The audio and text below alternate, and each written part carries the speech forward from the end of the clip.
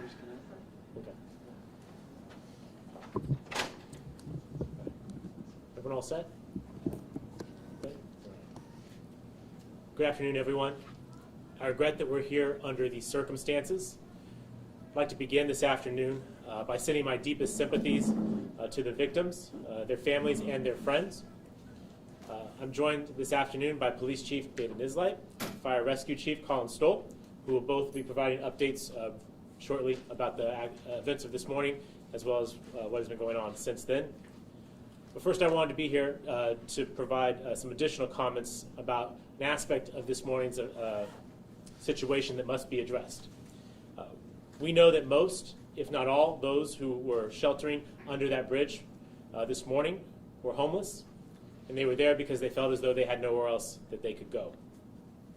This crash this morning did not have to be so devastating. Let me state it very clearly. A street is not a home. It's not humane or safe to keep allowing our unsheltered neighbors to sleep under bridges, in alleys, or in canyons. And we must take decisive action to provide more compassionate solutions for people experiencing homelessness. But we can, and we will, do more to provide safe shelters for those who need it. As mayor, I have been clear, we will not turn a blind eye to homelessness. We will deal with it head on. We will treat them as people with dignity and respect and get them the assistance that they need. This morning, we have deployed mental health clinicians and offered shelter to those who are impacted. We are working to save any of the belongings that were left behind and taking a proactive approach to reach out to the hospitals and reunite individuals with their possessions. This is on top of the expanded outreach that we announced just last week. I want to speak very clearly to those who are without homes in our city. I want to encourage you, I want to encourage anyone who is staying on our streets to accept the help that we are offering. We have beds, we have services, we can connect you to family, and we can find you a safe place to stay. If you're interested in that offer, please call 211. We will not and we cannot turn our back on those who died this morning. We must make sure that they did not die in vain, and that is what we must start about the work to do this afternoon. With that, I'll turn it over to our Fire Chief, Colin Stoll, for an update on the emergency response, and then to Police Chief David Nisleit for an update on the investigations. Gentlemen.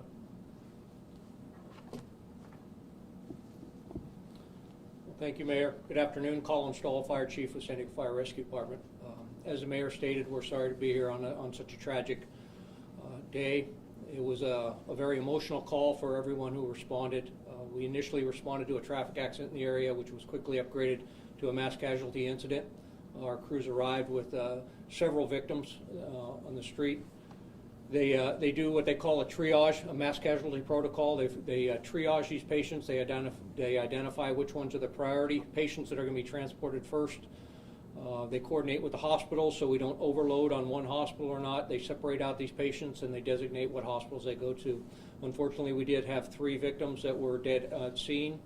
Then we transported 2 that were critical patients to UCSD. We transported another 3 patients, 2 to Sharp Memorial and 1 to Mercy. So our crews did a phenomenal job out there, the best under the circumstances, as you can imagine. Not only is this a very emotional call for all of the first responders and police officers there to arrive, but a very chaotic one. Our crews, we train for this. We practice this during training sessions, but there's just no way to prepare for something that is this devastating. Our hearts go out to the family and friends of the victims and everybody who's impacted in that area. And again, this was a very tragic accident that'll make an impact certainly on a lot of lives. So we're sorry that, and we'll be available for any questions. Chief.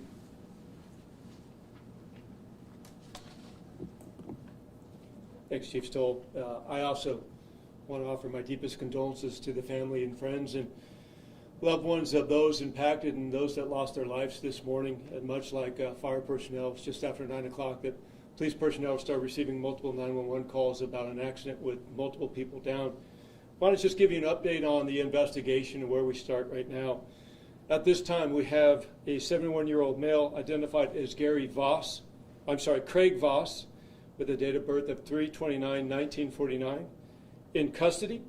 He is a resident of the city of San Diego, and he is under arrest for 3 counts of vehicular manslaughter, 5 counts of causing great bodily injury while committing a felony, and 1 count of felony DUI.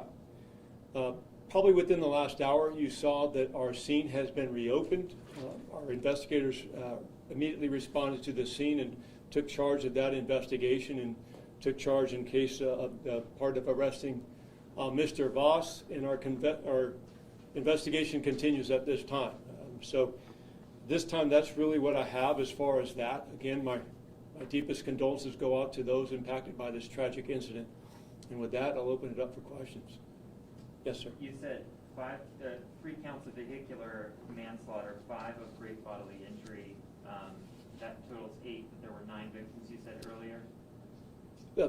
From my understanding, there's a total of 9 victims. So with any ongoing investigation, this is a very fluid investigation, so it would not surprise me to see additional charges maybe filed later at a later date. But as of right now, it's these charges, the 3 counts of vehicular manslaughter, which for that's 191.5 parens A of the Penal Code. And then the felony DUI is 23-153 parentheses F, DUI drugs causing great bodily injury.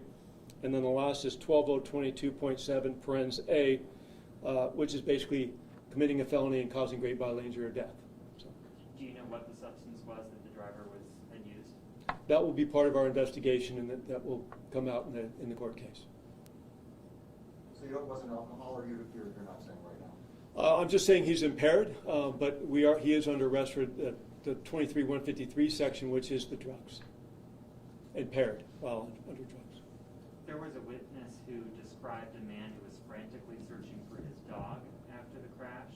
Did you recover any bodies of animals or pets or anything like that? That has not been told to me, so I don't know. We'll have to get back to you on that. I can actually talk to the officers and the investigators at scene, but that has not been relayed to me. Have your investigators been able to talk to the suspect, and has he provided any more information about any other possible causes to the crash, or do you only suspect that impairment was a factor as opposed to other factors like speeding or just being distracted while driving? Yeah, Dave, all I'll say is right now is that he has been cooperative with our investigators, but I'm not going to go into any statements that he might have made. And can you guys provide an update on the surviving victims? Are they suspected to survive, and at least 2 are critically injured, we were told earlier, so I don't know if that still stands. Yeah, I'll let Chief Stoll. All I can tell you on the 2 victims that were transported that were in critical condition, the last update that we got is that they were awake, alert, and answering questions, which is a great sign. They definitely had some significant injuries, bodily trauma, but that's all we have as far as the updates on that. And the other patients that were transported were non-critical. And have you all been able to determine the genders of the victims and their ages at this point? Are they all adults even? I do not have all. What has been communicated is that they are all adults. We've not heard any of pediatric patients, but I've not heard any of the genders or the specific ages. Can the mayor or the chief elaborate on the type of counseling or the clinicians that were dispatched? Is this standard with any type of collision that happens like this? And was that help accepted? Was there brief trauma counseling provided rather than just offered? My understanding, the nice thing is we had PERT clinicians, we had some of our social workers and nurses, but also we had multiple police chaplains out there that were going around and offering. My understanding is multiple people did talk to those individuals. So as always, we're always any kind of traumatic incident that we have, we are trying to provide those type of resources, and we'll continue to. And also, we also had some of our partners on the nonprofit side, such as PATH, out there also trying to provide different resources, and that will continue. We'll continue to do that through there, and I know they're there as we speak right now for anybody that's returning to that scene that's either going to try to collect their belongings or just trying to figure out what happened. Obviously, those resources will be there for them, and I would encourage them to take them up on those offers. Have any of them been taken into shelter? My understanding is so far that 3 have taken them up on offers of being sheltered and providing resources, and we're hoping more will take us up on those offers. What this man says about the accident, he lose control, it was the rain, what he says. You know, at this time, that's all part of the investigation. So anytime you have a traffic fatality, our accident bureau investigation comes out and does all this different calculations. They talk to witnesses. Obviously, they're going to talk to Mr. Voss. And they look at the physical evidence, and then they determine exactly what the cause of the accident was. So at this time, that's just part of the investigation that we'll have to continue down this path. Mayor Gloria, can you give an update on the city's efforts to get FEMA reimbursement for placing homeless individuals in hotels? I can, and forgive me if I may just go back briefly before answering your question. I want to acknowledge and appreciate the city workers who showed up in response to this effort, both our fire rescue department and our police officers. Much is often written about these professions and their interactions with our homeless folks. What they did today was a part of compassionate extension of assistance to individuals who needed it at a time when it's obviously most urgent. And so I appreciate our city employees, as well as the chief mentioned, our nonprofit partners. I think this illustrates the importance of last week's announcement of having permanent citywide partners in the form of PATH to have clinicians, social workers, and others who can help provide assistive efforts to what the city is doing. Combined, we can make a difference. I'm glad to hear that a handful of individuals have accepted support today. I hope that more will. To your question, we have been long examining this particular program of FEMA reimbursement for the utilization of hotel rooms by unsheltered individuals. Last week I announced, and I believe today, if my staff can help me, today the Housing Commission issued a request for qualifications or request for proposals on partnering with us to do precisely that. So we'll put that out and hopefully solicit some participation. We're talking with other agencies to help potentially allow us to front these dollars. These are reimbursable dollars, right? And the city's a little tight on cash currently. So we are trying to put together something that could work here. It won't be immediate or overnight. In fact, there is some risk that no one responds. A big concern in the provider community currently is the lack of capacity to provide additional expansions and services. But we do have services that are open today where people can be sheltered. And I'd like to have more, whether in the short term in an emergency posture through FEMA, or in the long term by working with communities across the city to be a part of this solution. And this is where I would note that a majority of San Diegans last November voted to increase taxes to provide funding for affordable housing. In the election before that, near 2/3 of San Diegans voted to increase tourism taxes to provide for homelessness. The people of San Diego want change on this issue, and it's incumbent upon all of us to start delivering that change. Do you think this incident warrants any immediate policy intervention? You talked about we cannot allow people to stay on our sidewalks, but allow kind of suggests a crackdown. Are we going to be sending out police to sweep the encampments and make sure that they're being placed in shelters even if they don't want to? We have provided direction to both San Diego Police Department and to our environmental services to conduct cleanups in a more compassionate posture, not operating at night, not operating during inclement weather. We do need more beds. We need a lot more beds. Beds of all various types, detox beds, behavioral health beds, recuperative beds, long-term, short-term, interim housing beds. We need all of that. But there's not a crackdown on homeless folks. What we need is for more folks to avail themselves of the existing opportunities that are out there while we work to increase the overall number of beds. It's probably no accident that about the time I heard of this situation, County Supervisor Nathan Fletcher and I were meeting with some philanthropic partners to explore how we can get more beds, recognizing that that's an urgent concern in the city and in the region as a whole. I'm not familiar with this camp, I'm sorry. Do you know how long it's been there? It wasn't just like created today from the No.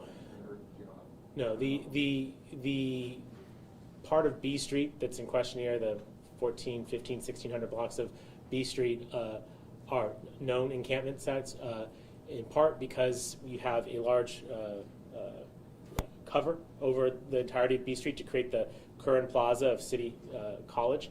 What we know is that the timing of this is pretty terrible, right? That you would normally have folks sleeping under that any given night. Because of the rain, both last night and this morning, we have to assume that more people were congregated there than normal, and as a consequence, possibly made this even more of a significant tragedy. And a reminder, as I said before, this is not acceptable, right? We have work to do to change and whether or not we can do something, but a part of it is about saying that we don't want our streets to serve as places where people call home. Andrew and I were talking earlier, there's a component about this, about the safety of our streets, right? And or do we have the infrastructure that actually makes it less likely for a pedestrian to be hit by a car? But in this particular case, they are pedestrians, I guess, in the legal term, but they weren't walking there, they were sleeping there. That's a problem. Mayor, is there a way to have an update in Spanish for the Spanish TV stations?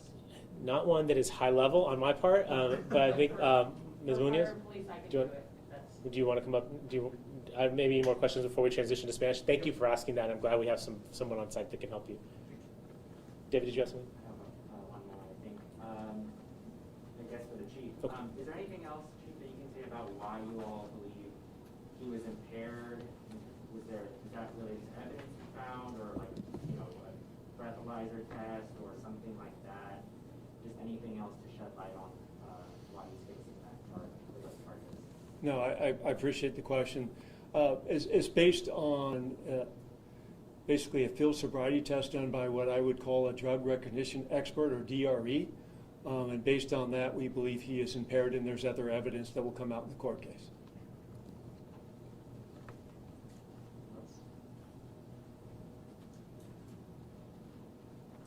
That's it. We'll leave you, Ms. Munoz. Okay, good hands? Okay. Thank you. Monica, thank you, sir. You need to go through this back first.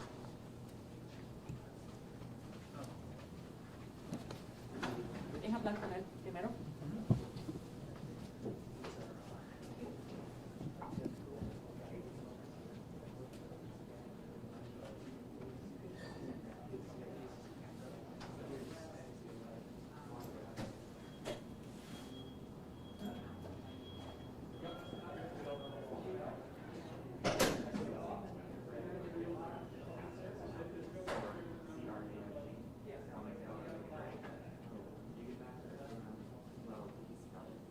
You didn't hear, but I thought I heard Sean. Sean, Craig Voss is CRAIG. Craig, yep. VOSS.